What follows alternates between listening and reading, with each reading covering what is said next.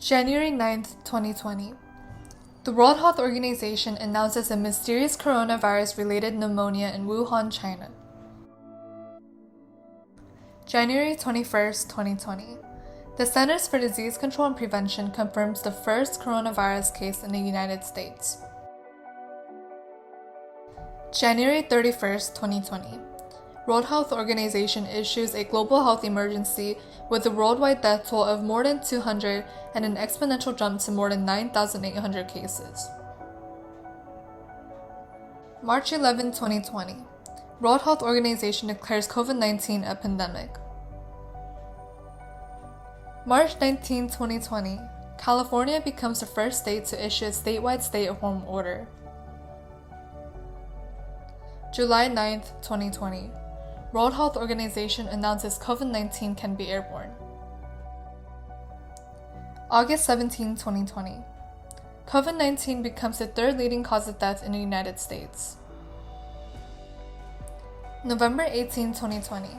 Pfizer-BioNTech vaccine is demonstrated as being 95% effective. Mid-December 2020 up till January 2021. The first 2.9 million vaccine doses were shipped out to the states.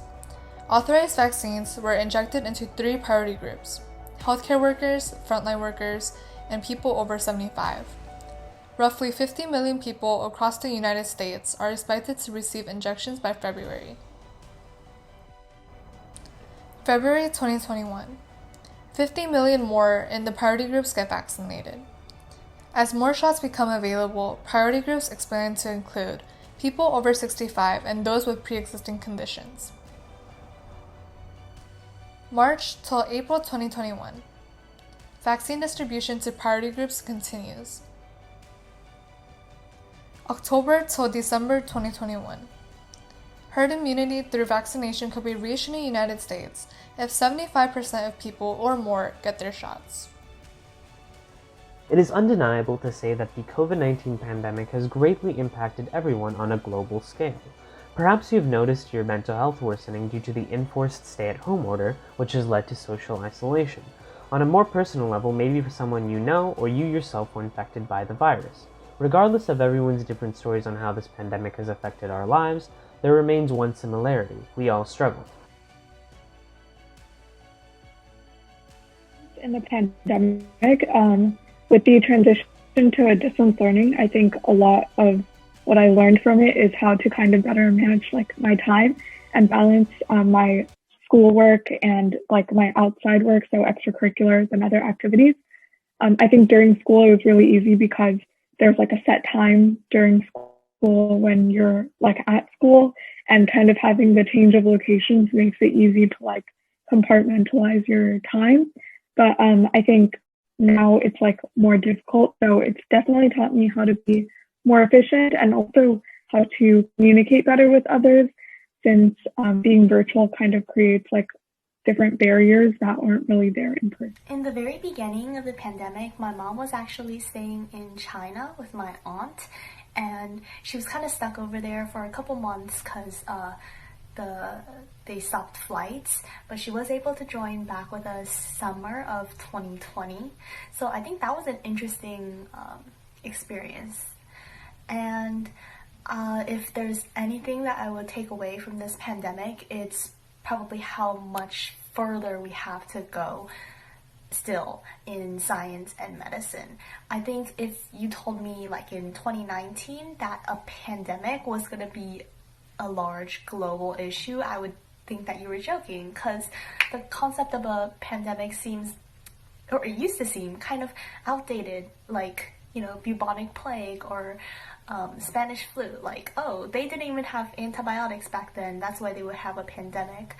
But we are in the middle of a pandemic despite all of our advancements in science and medicine. So it just goes to show how much further we still have to go. Virus Awareness Project, I think one thing I really learned is how to kind of communicate information to an audience that doesn't really have the background knowledge of what you're trying to present. So for example, in this project, we talked a lot about public health information and general technical terms in terms of COVID-19. And it's stuff that the public should be able to understand, but the way we need to kind of use like scientific jargon, but also like transition it into like how anyone can understand it is something that I think is like useful for anything in the future. And I think it really helps like being able to help others understand how like public health works and stuff like that. Awareness Project 2.0 was really eye-opening, and we kind of did a lot of interviews, and we studied exactly how like COVID transmits, experiences of people who are going through it, and like the perspectives of doctors and nurses who are treating people who have had or are currently facing symptoms with COVID, and how to apply it in my future. The information that we've learned, I think, is really important for people to know, because a lot of the fears surrounding COVID is mostly because people don't know everything about it. And especially with vaccines too, people feel like, oh, I don't really know about it, I'm not sure. And that's what causes a lot of the fears and anxiety, and just not really trusting any sources. So I think just spreading information is really important. Mental health and physical health are both like very closely intertwined, and the hardships from the pandemic have been like kind of a struggle to get through. Since I'm someone that definitely prefers being in person, I think it was hard at first, but kind of realizing like, okay, so this is what the situation is and what I need to do to be able to like put myself at a priority and kind of like make sure that I'm doing what I can to be on top of like whatever responsibilities I have, while also maintaining like the same mindset I have and the same like motivation I have for everything is something that's really important. And for me, it's kind of like taking time away from the computer, or even like scheduling time where I spend just with my family rather than doing schoolwork and stuff like that. I think throughout this pandemic, I've kind of been like looking forward to the end of it, which is kind of ironic, but for example, I'm really looking forward to going back in person next year for school, and like things like that kind of motivate me to keep pushing. It's kind of like the light at the end of the tunnel. You're almost there if you just make it through. Like right now, whatever you're dealing with,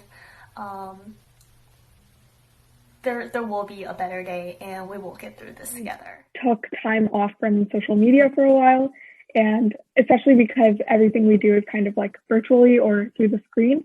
So I think reducing my screen time through social media helped, and also like exercising more and going out, even if it's just for walks. I think that also helped.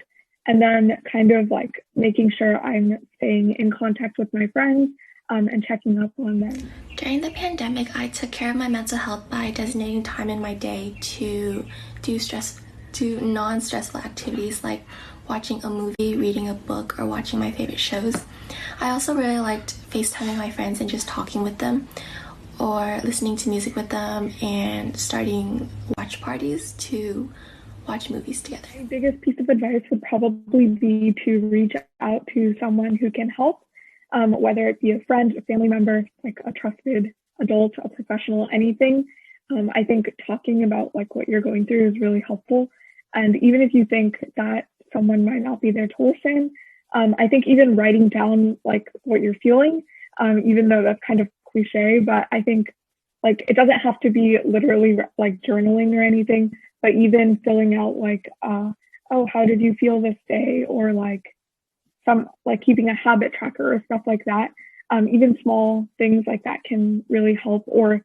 And seeing like you on a streak of maintaining good habits can also like encourage you to continue that, I think. We conducted a poll asking what people have learned or experienced during the OA CAP project and the pandemic as a whole. One of our answers to describe your experience with collaborating in the Coronavirus Awareness Project was, overall, I really enjoyed my experience collaborating with ACS, NAMI, HOSA, HGA, and the software team on CAP 2.0. I think that the coordinated effort encouraged us all to learn from each other and gain a more developed understanding of COVID-19, as well as how to best communicate health information to audiences.